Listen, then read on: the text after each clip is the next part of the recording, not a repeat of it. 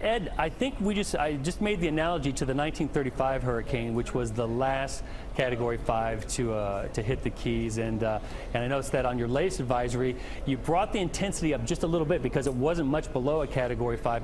What's the thinking over there as to this Category 5 event? I would say let's not dwell too much on whether it's the upper end of Category 4 or the lower end of Category 5. Wherever the worst of the conditions go, as we've said for a couple of days now, will be potentially catastrophic. At this point, we have great concern, especially now for the Florida Keys, with a slight shift that we've had in the track off to the west, and 5 to 10 foot storm surge is possible. We've got storm surge video from past storms playing so that folks know what to expect. Right, and the thing about storm surge, and I think it's important once again to differentiate between what happened with Harvey, which was rainfall flooding, versus this, which is a tremendous ocean current that just plows along and takes everything with it.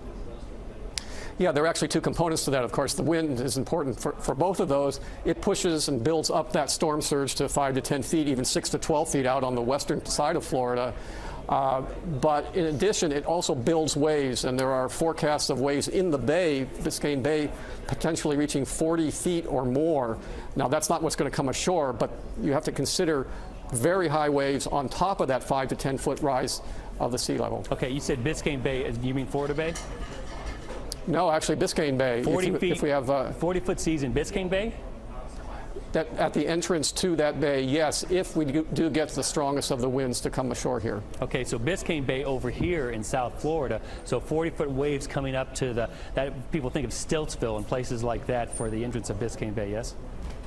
That's right. In fact, we've had an observation from a specialized satellite earlier in the last 24 hours, which actually measured wave heights of 50 feet associated with the hurricane out to the east of us. So let's just get a little bit granular here. The wave component of those huge waves coming towards the coast, how does that contribute to storm surge? It does build the storm surge, but the biggest problem with the waves is that's what's the most destructive in terms of power. The water will rise, and that's quite a risk for loss of life, of course, from storm surge, and that's where we have most of the loss of life, is at 5 to 10 feet. But on top of that, you'll get tremendous wave action and potential damage to the structures that are along the coast. Right, okay. So, and we've talked about this all afternoon, and I just keep telling people, please, a little shift in the models does not mean that much in the big picture here, and they likely could shift back to the east, but it's coming down now where a lot of this is really baked in the cake, and what's your follow-up to that? Well, what I say is, again, hopefully we're all prepared now, and now we'll just see what comes. At this point, this shift has made it worse for the Keys, made it worse for the southwest coast, and gives us perhaps a little hope that we won't have the worst of the conditions in southeast Florida.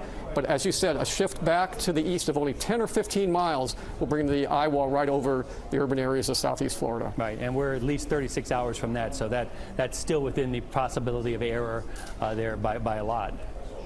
Absolutely. Okay, Ed Rappaport, thanks.